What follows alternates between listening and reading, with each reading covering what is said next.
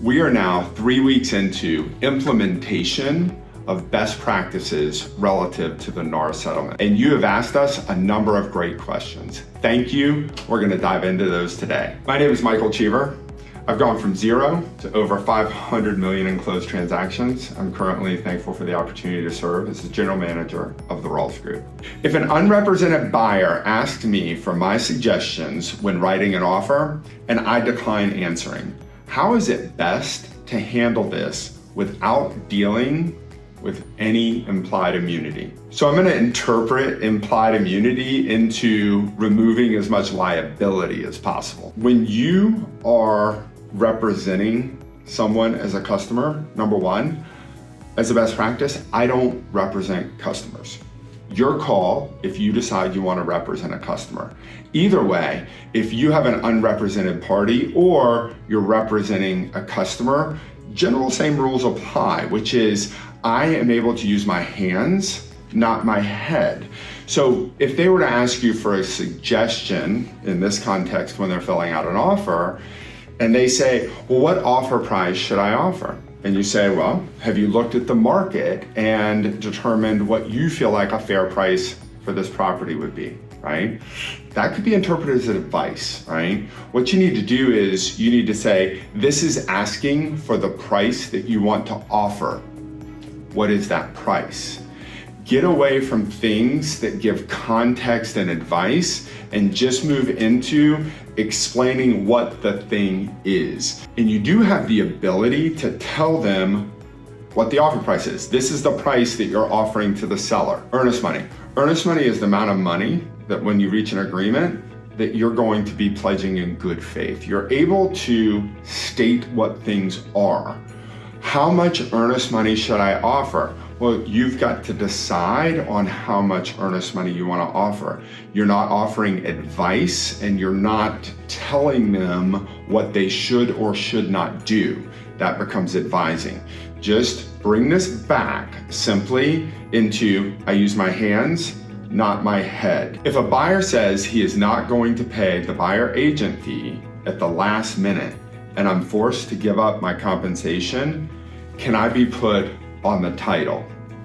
I'd like to back up from this for just a minute, and here's why. Because as an agent, once the deal, the contract has been put in place and the purchase price and the terms have been set, now moving forward, you get to the closing, and this even brings up last minute. So hypothetically in this situation, it would be everything is ready to go, and all of a sudden the buyer doesn't have enough cash. I say all of a sudden, but as we're nearing the closing, the buyer doesn't have enough cash for, say, a down payment and the other expenses that they have related to the closing. In that scenario, it's very similar to the way that in the past we would work additional closing costs into the deal. Now that's going to depend on what the property appraises for. However, in this situation, I feel like this agent is jumping into the worst possible situation and they're not thinking about the things that along the way should have been flags or triggers to prep for this. So an ounce of preparation can prevent a pound of failure, and in this scenario, it's very applicable.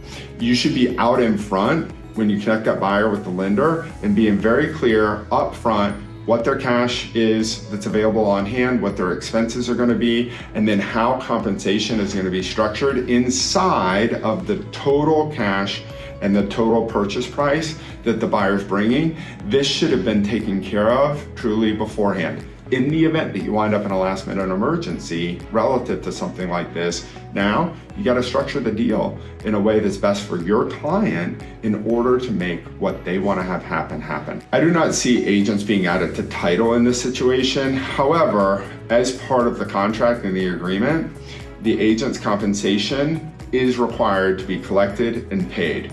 So in that scenario, if things got a little tight, then you're working with the buyer, the seller, and the other agent to put a deal together that works for everyone. When a seller has signed a pre-showing compensation agreement for a certain percentage, this context, this is pre-showing compensation that the seller or listing broker is offering to the buyer's broker. The buyer's broker then shows the property and the buyer makes an offer that is lower than the list price. The seller counters with a reduction in the fee paid to both the listing agent and the buyer's agent because the seller is looking at their net. How do we handle that? Can the seller change the fee paid if the offer price is less than the list price?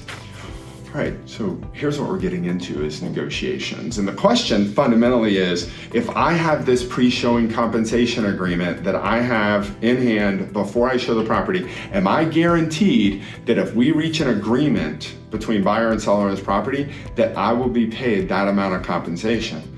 The only thing that I can tell you here is that in the event that your buyer comes in and they make an offer that the seller doesn't want to accept and the seller counters, you're now negotiating.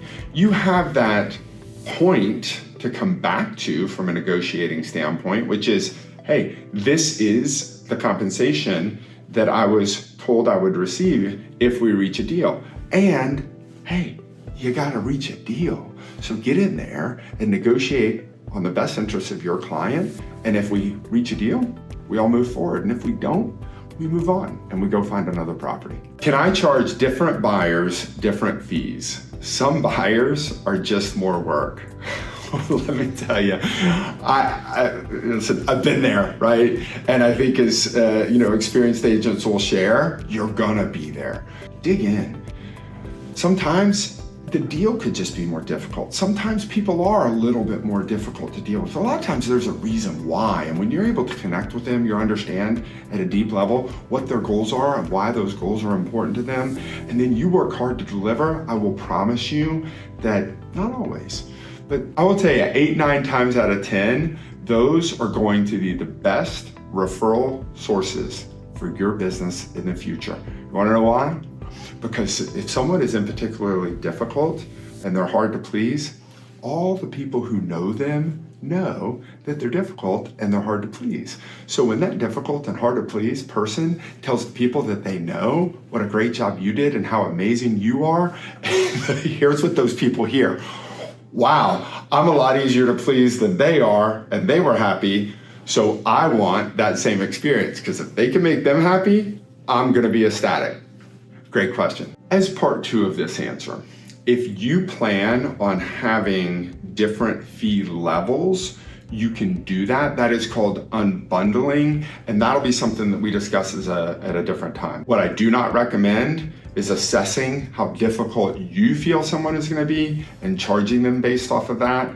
That is not something I personally would adopt or recommend as a business practice. If I am the agent as well as the buyer or the seller, meaning if I'm an agent and I'm representing myself, do I still need to submit a buyer brokerage agreement, or if it's my listing, a seller listing agreement? The answer is yes, absolutely. If you're representing yourself in a transaction, then you are both the agent and the client, and you're going to formalize the fact that you are representing yourself, and you're going to submit that to your brokerage either as a buyer or as a listing. We appreciate all the great questions. Crush it. We're stronger together.